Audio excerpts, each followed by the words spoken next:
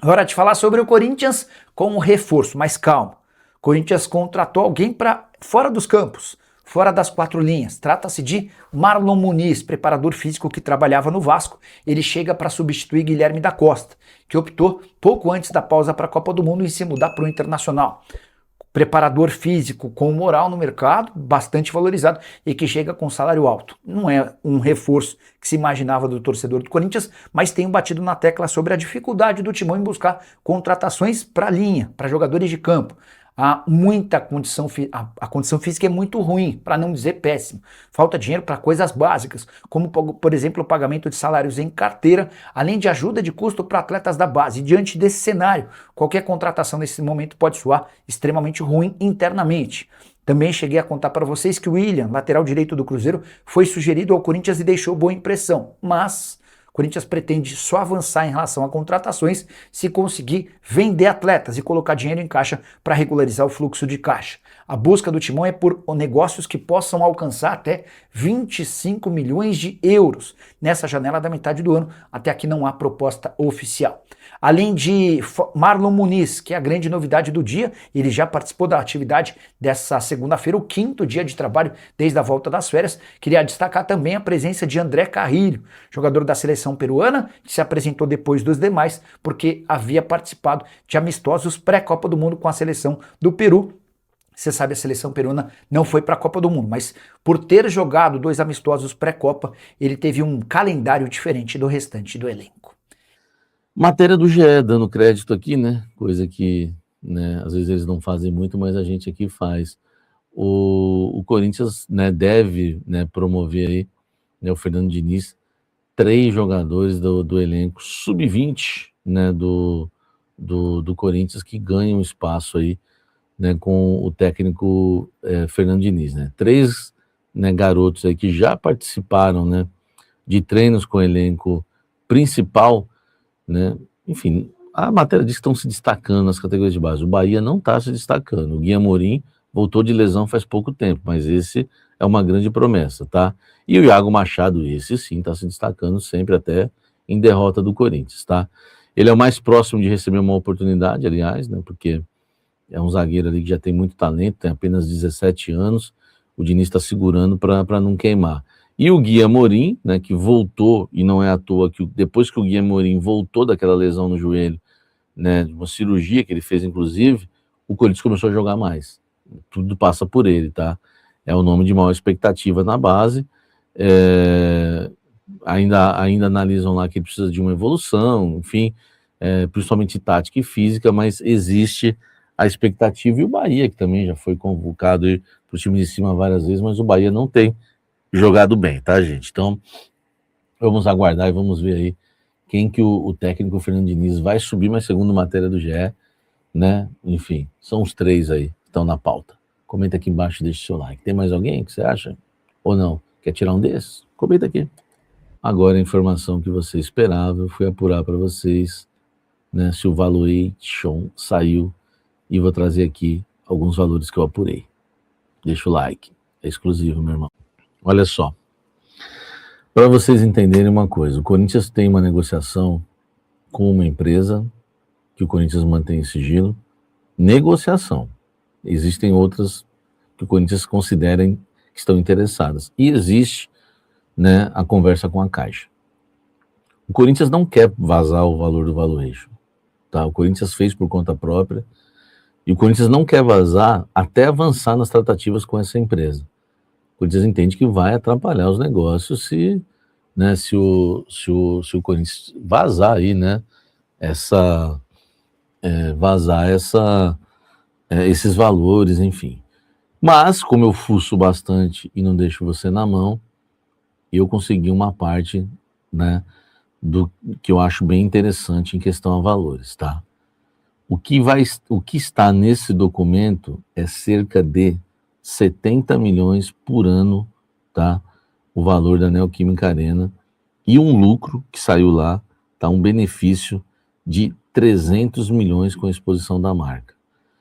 Então, no valuation que vai ser apresentado a essa empresa e até outras, está especificado isso.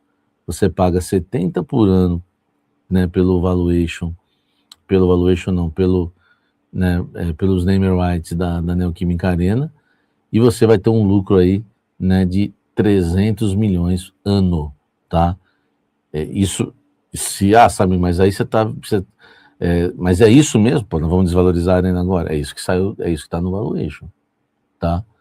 É um pouco do que está lá. É claro que lá tem um valor total que eu não sei, e um monte de coisa. Eles não vão passar todos os detalhes para mim, até porque atrapalham as negociações.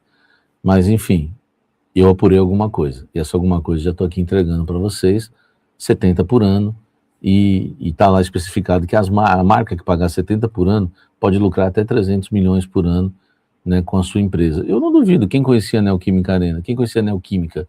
Aliás, Neoquímica Arena não. Quem conhecia a Neoquímica? Né, o nome, a marca, enfim, hoje é bastante conhecida e falada, não é? É isso aí. O que você acha? Vale mais do que isso ou não? Deixa o like, inscreva-se no canal, ative as notificações. O Corinthians segue firme na revitalização da Neoquímica Arena, meu amigo. Né, você sabe que o Corinthians está ali, né, nesse período de Copa do Mundo, fazendo a troca do gramado, a lavagem da Neoquímica Arena. Você sabia que o teto da Neoquímica Arena nunca foi lavado desde que, né, a Neoquímica foi levantada? Enfim, nem por fora, nem em cima, nada. Então a gente vai ter troca dos gramados, a lavagem, né, da Neoquímica Arena, o aumento da capacidade, né, uma mini ampliação aí de capacidade. É claro que o Corinthians ainda corre atrás de algumas autorizações. Se isso ocorrer com o projeto das cadeiras do setor sul, e erguer ali estruturas, né, laterais no leste superior, inspiradas lá naquele layout utilizado na NFL, em 2024 e 2025, eles podem aumentar bastante ali a sua capacidade, pulando de 48.905 para 52 mil pagantes, tá certo? Precisa da aprovação ainda, né, dos órgãos públicos. A revitalização, ela segue a todo vapor, troca de gramado e também lavagem, tá? O que me falaram hoje, tá, sobre lavagem da Neoquímica Arena, a preparação para a limpeza já começou, porque para limpar a Neoquímica Arena, primeiro precisam ser instalados, né, enfim, né, os equipamentos, né, e isso vai demorar aí cerca aí de 60 ou 70 dias, tá?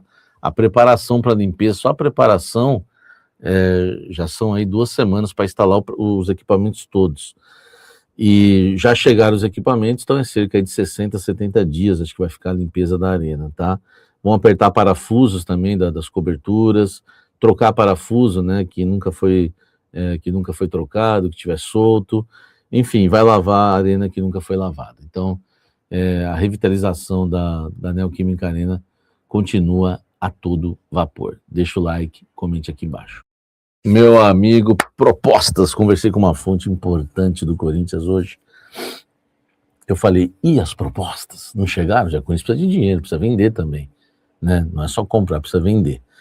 E a resposta que eu recebi chegaram ameaças de propostas, né? Claro que é entre aspas, né? Essas aspas, essa palavra ameaça.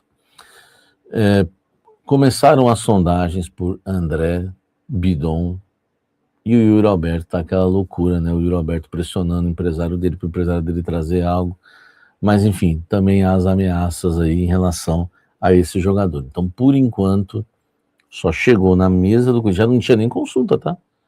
Isso aqui é informação, já é uma evoluçãozinha, porque não tinha nem consulta, né? O Corinthians estava acreditando que era a Copa do Mundo. Eu acho que na Copa do Mundo o empresário não pode trabalhar, não pode parar de trabalhar. Eu parei de trabalhar na Copa do Mundo? Você parou de trabalhar na Copa do Mundo? Não faz sentido. Para mim é porque não estava chegando mesmo. Mas agora está chegando, tá? As ameaças, como a fonte definiu para mim hoje. Por enquanto só ameaças de proposta, mas proposta definitiva mesmo, né? Cravada no papel, timbrada, essa não tem, tá? Mas esses são as 3 ameaças e consultas aí, André, Bidon e Yuri Alberto. Você acha que eles vão ser vendidos na janela? O que você acha? Comenta aqui. Deixa o like, inscreva-se no canal. Fala pessoal, estamos aí com atualizações importantes do Corinthians. Se inscreva e ative o sininho para receber mais atualizações do Timão. Deixe seu like, que é muito importante para o crescimento do canal. Utilize o espaço aqui embaixo para registrar sua opinião.